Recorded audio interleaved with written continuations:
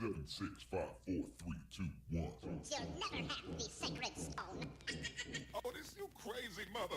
Welcome to Innovating a Game Changer podcast. This is podcast number 18. This is the design sprint for Monday as per Google Ventures. I'll take you through what you do on a Monday, how you keep everybody focused, tips and tricks, and exactly what you need to do to get innovative solutions out of that day. I'm your innovator. This is Nevada Smith, and you're listening to Innovating a Game Changer podcast.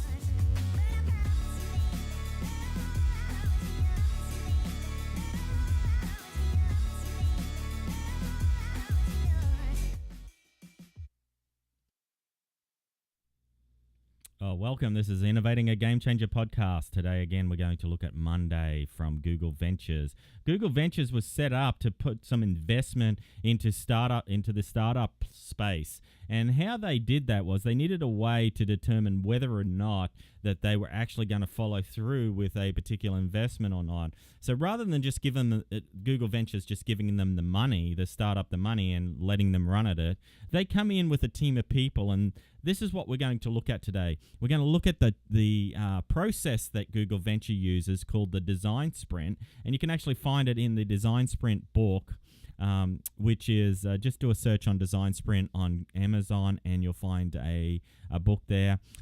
Also go out to gv.com/sprint. You can take a look at it there. And there's a lot more important stuff on the GV site besides just the sprint. They do brand evaluation to help you actually set your brand. There's a bunch of different ideas out here for workshops and activities that you can run in workshops. I highly recommend going out to gv.com to take a look at that stuff, because there is so much information out there and you can just take that information freely available. These guys want you to use it. You can actually extract it. I highly recommend getting the book as well, so that you can take a look at exactly how to do this. You digest the book, and again, learn. I can't stress enough to lifelong learning, taking the input from these books and really changing it specifically for your needs in your IT organization. So without anything further to do, we'll just get stuck into it. And we'll take a quick look at the Monday checklist. And I'll take you through, again, some highlights here, what I do specifically when I'm running a design sprint, how many sprints you can actually do in a year. It is highly intensive, so you want to make sure that you're not doing them constantly. But they're really, really good to take this particular design sprint principle and pull it back into the SAFe 4.0. They just released SAFe 4.5 that talks more about innovation, DevOps, and some of the other changes to the SAFe framework. But it's really important to drive that innovation into your team. So making sure that every 10 weeks or so you're actually doing one of these. So you can get up to 5 of these in a year. I think that's a really good number. It's going to also help you decide on driving products forward to production and which products you should be utilizing to go into production. So as an IT organization, you could be delivering 5 innovative products to production, or you could deliver 1 or 2 knowing that the other 3 weren't really good ideas from the get-go. Again, the whole idea of this is to either move forward with the product and get that customer feedback. That customer feedback will tell you whether or not you should move forward with the product, or just dump it altogether. And again, I think that's money well spent if you're identifying within 5 days whether or not this particular product should be going forward. Okay, so what do? We start the day, and we always start at 10 a.m. I'm an early guy. Generally, I'm in the office by 7 o'clock in the morning. I'm doing a lot of stuff with onshore, offshore meetings that are going on at that point in time. 10 a.m. is a really good start time. I want my team to come in at least at 9 a.m. They want to take care of what they needed to do, get that stuff off the plate before the 10 a.m. session starts. They are in the room. They are drinking coffee at 10 a.m. We've got them in the room. That's the most important thing I can do. So freeing the minds, making sure there's no laptops or computers or other distracting devices such as cell phones. I do the cell phone stack as they recommend in the book, which is collect all the cell phones, we stack them up, and whoever has to tumble the stack stack to answer a call or what have you, then those guys are the ones that buy the round of coffee for the next day, or they have to go out and do a happy hour for us. So that keeps our attention on the task at hand. So we go through, and initially at 10 a.m. we look at the checklist, and we write that up on a board, making sure that we've checked off the first item, which is the checklist, and that keeps everybody moving forward. We do some introductions, especially if we brought in people from across America or even further away. It's much better to set this up with 6 to 8 people, including the facilitator. No more than 8 people, but 6 to 8 people is ideal. And go ahead and introduce everybody, especially if they've just dealt with people on the phone. I come from large enterprises where they're distributed across America and across the world. And what ends up happening is people talk to each other on the phone, but not necessarily see each other face to face. So introductions are really, really important. Then we go in and explain the sprint. And again, if you go out here to gv.com, you can take a look and actually get the slide deck from the sprintbook.com. It is, again, excellent way to go through these checklists and to make sure that they're up on the board. So at about 10:15, we're setting the long-term goal. This is where we're really looking to project what it is that we're going to start to build. So where are we going to be 6 months from now, a year from now, 5 years from now? Again, the market is moving so quickly, and that's why we want to focus into six months to a year. You want to be getting out there as fast as possible. So write that long-term goal on the board. This is going to be the overarching goal of this session. And it may change slightly, but realistically, the way I normally get these long-term goals out there is I actually run a challenge beforehand using a website that gives you the capability to collect ideas and vote those ideas. There's plenty of them out there that you can utilize to do that. It's called Shaping the Challenge. You shape that challenge and you pull in those ideas. Again, there's a company out there called Idea Scale, and you can find them at ideascale.com, and they've actually got a toolkit that allows you to shape a challenge and pull those ideas in. So typically what I've done is I've gone through that voting process out there on Idea Scale, and I pull in the top idea into this sprint so that we can actually explore it. Then we turn a little bit negative, right? So we want to move on to what it is that's going to stop us moving forward. So looking at how we can fail, but we actually do those with taking a look at the end in mind and making sure that we get pessimistic, but we actually write those as what does it look like if we. So utilizing that if we type, how could we fail, turn these questions into fears and answer those questions, and again, listing them on the whiteboard. So we're going pessimistic at this point, but we're really asking how do we address those challenges, those areas. Again, these things, these sprint questions are going to be really focusing in on the personas that have been created. I highly recommend you create your personas for your particular market that you're after.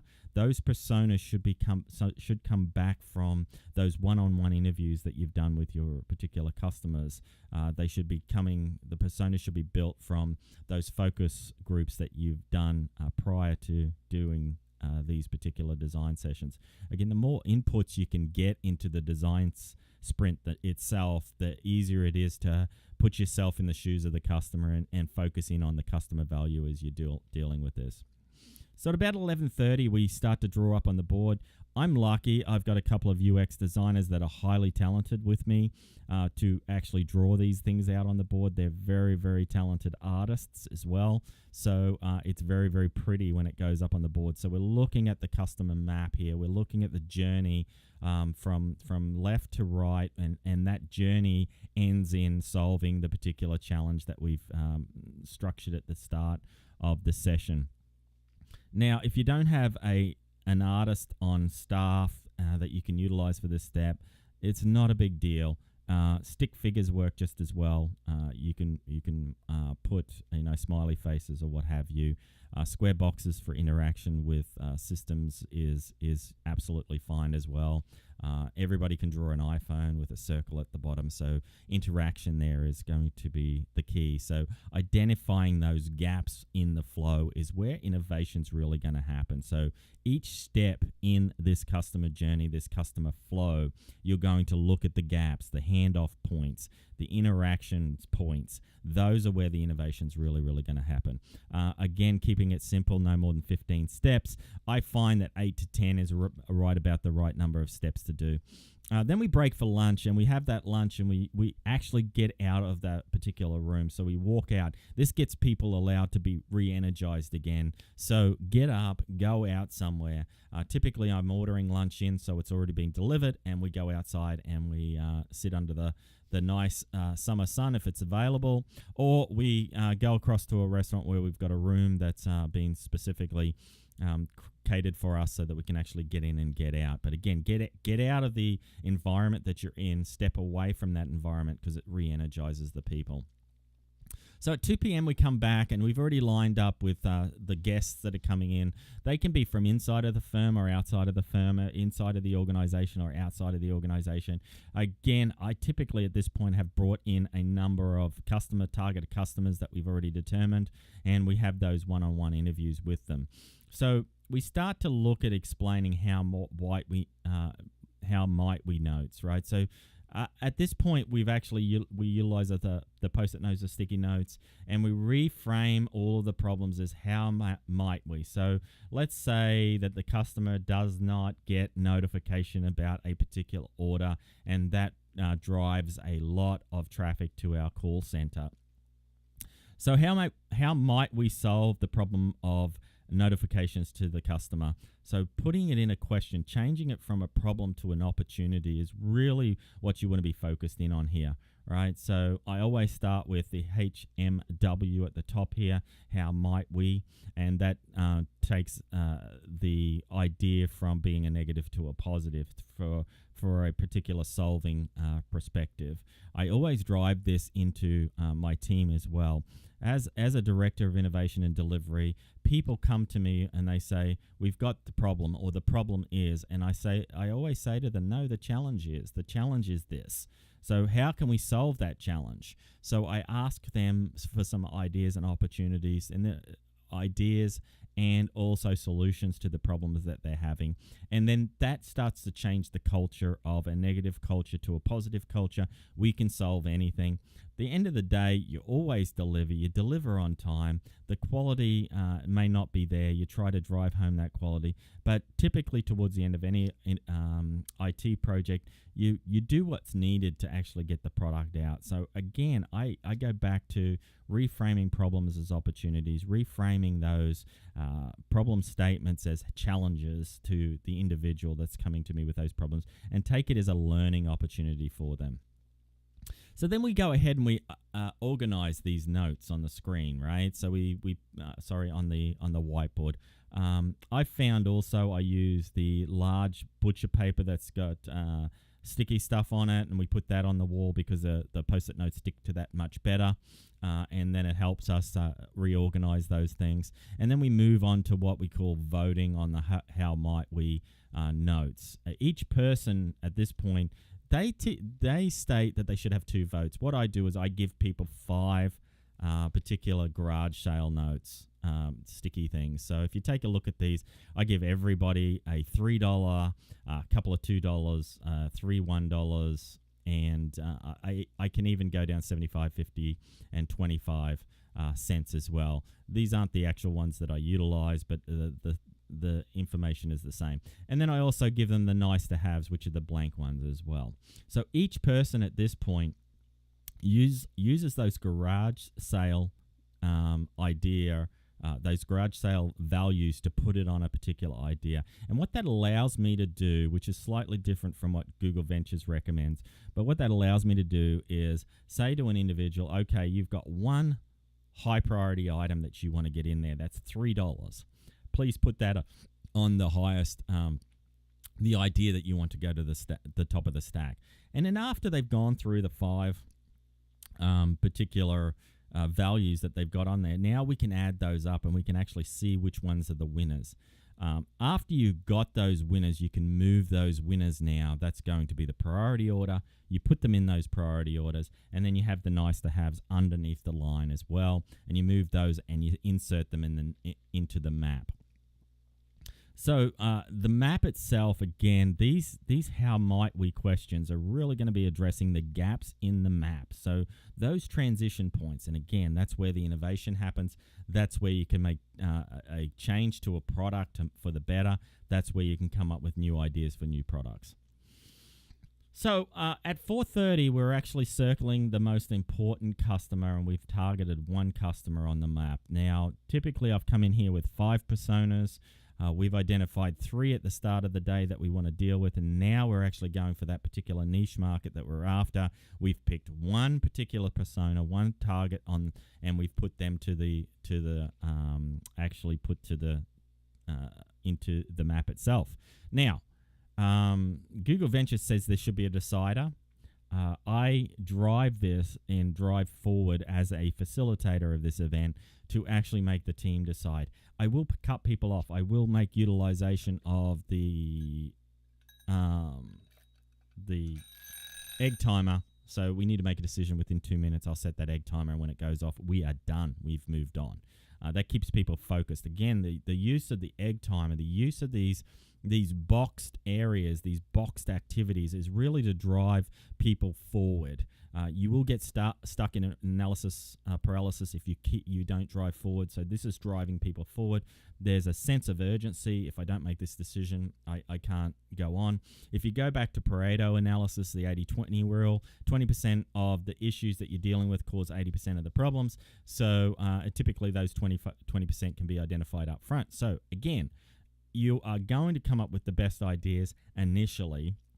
You're going to drive in on those best ideas, so that is the way to go. Get those ideas into the problem and solve those immediately. So the key ideas here, you're starting with the end in mind. You start imagining the results, right? And then you basically work backwards of how do you get there. And again, nobody knows everything, so this is where you need to be bringing in the particular experts so you can solve these particular problems. Again, the highlighting here is reframing those problems as opportunities. You want to keep that how might we going on constantly. So there is an opportunity here to ask experts as well. I think we've missed that in here. Here it is. They ask the experts at 2 o'clock.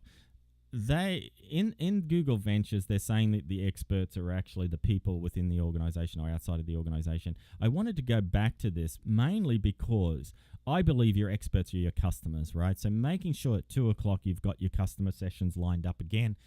You're then asking the questions to solve those particular pain points that you're seeing. So get that feedback from that customer. Again, these customers are going to come back in at the end of the week on the Friday, and you're going to re-interview those guys with an actual prototype in front of them. And that's the whole goal here. Some of the key ideas or the facilitator tips was just really where I want you to be going here. You need to have a note taker. You need to always be capturing the information that's going on. I also record the event on a little device that basically is constantly monitoring. If somebody says something exciting and you can't remember what it was, halt for a second, reverse back in the audio stream and just listen to that back. You can capture that much better that way. That works really, really well. Constantly asking questions is important. Ask why a lot. Now, your people in this session are going to get energized by getting up and moving around. So making sure that people are standing up. I often have a bell in there as well, or a ring on my phone that just basically randomly dings out as we go through the day. I set a bunch of, I either have the bell itself and I'll hit it every now and again, and if the bell's not available because I'm traveling for it, I use my phone. I set up a number of different rings on the alarms there, and then they go off. And when they go off, I ask everybody to stand up and switch seats. And that just gives a little bit more energy again. Getting people out of the office is important too, so taking them outside is important. Lunch is an opportunity to do that as well. Making sure you're taking a break, making sure that people aren't eating heavily. So no Italian at lunch, no pizza. This is just going to drain you. Let's keep it healthy. Let's keep it to salads and healthy food. Let's make sure there's no Red Bull in the room or anything like that. I mean, coffee's fine, but the Red Bull will give you the sugar crash at the end, so making sure that's moving in. And then keeping the session moving quickly forward. So decide and move on. These are the important things that you need to be doing constantly throughout this. And again, you need to have energy when you're going into these sessions. So making sure that the facilitator is energized on this. You are going to get tired. This is a 5-day intensive and it's going to make you tired. So getting plenty of sleep is important as well. And making sure that you're setting this up, this 5-day period where you can block it off, where there's no deliverables going on. Production is being taken care of by other people, and you can actually focus in on the work. So that is the Google Design Sprint for day 1. That is the Monday. Again, there's a book out there that you can take a look at. The book is called, I'm just looking it up right now. It's called The Sprint. The Sprint: Solve Big Problems and Test New Ideas in Just 5 Days. Take a look at that. Do a search on Amazon to get that. And get that book. Again, it's the best $16 that you can spend. And I recommend a hard copy version because you can highlight it and take a look at it. I've taken this book and I've built it into a slide deck that allows us, it's about 110 pages long, my slide deck, but it allows me to take each one of these activities and actually workshop them out. I drive that stuff forward in my workshops for these Design Sprint, these 5-day workshops, and I try to run 5 of these things a year at the organizations that I'm at. That's about it for Monday. Moving on in the week, we're going to take a look at Tuesday. Tuesday will be the next session, and it will come out on Tuesday, and I'll take you through exactly what you do on a Tuesday. You have been listening to The Innovator. This is Innovating a Game Changer. My name is Nevada Smith, and this was podcast 18, Design Sprint for Innovation, and this was Monday. I'll talk to you soon.